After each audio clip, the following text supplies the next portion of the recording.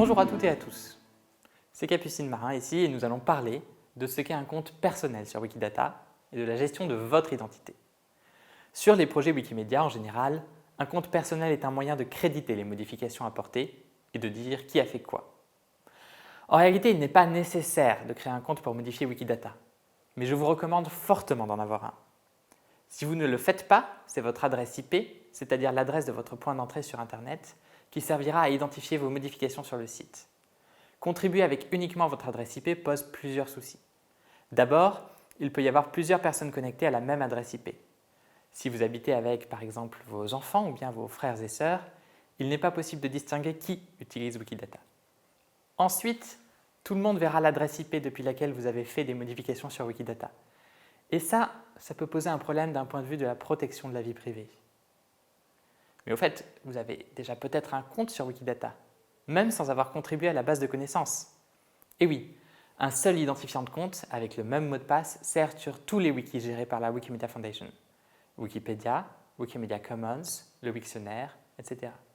Si vous avez déjà un compte pour contribuer à Wikipédia, vous n'avez donc pas besoin d'en créer un nouveau pour Wikidata. Si vous n'avez aucun compte sur les projets Wikimedia, pas de problème. C'est le moment d'en créer un, que vous allez nommer comme vous le voulez. Ou bien vous choisissez de le baptiser avec votre vrai nom, et vous choisissez donc de rendre publique votre identité réelle. Si vous faites ce choix, votre nom sera visible dans l'historique des pages sur lesquelles vous êtes intervenu. Ou alors, vous choisissez un pseudonyme qui n'a pas été pris par quelqu'un d'autre. Je vais zoomer sur cette question du pseudonymat. Le pseudonymat, ce n'est pas l'anonymat, c'est un autre nom que le vôtre.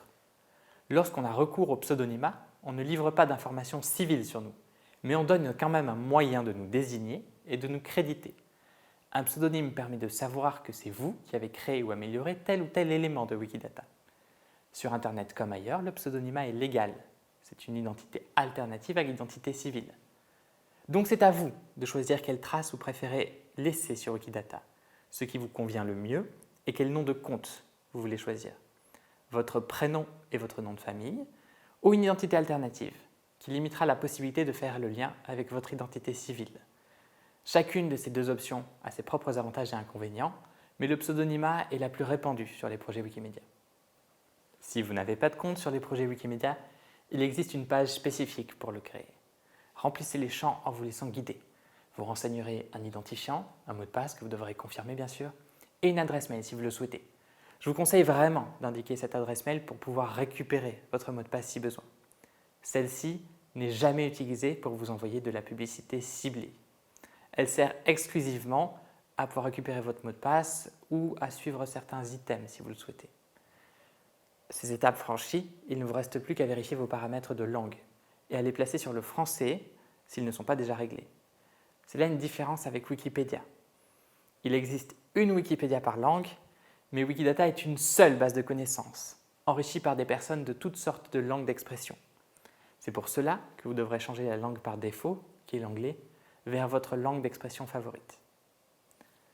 Maintenant que vous avez un compte, vous allez pouvoir enrichir Wikidata de toutes les données qui vous intéressent et échanger avec d'autres contributeurs et contributrices.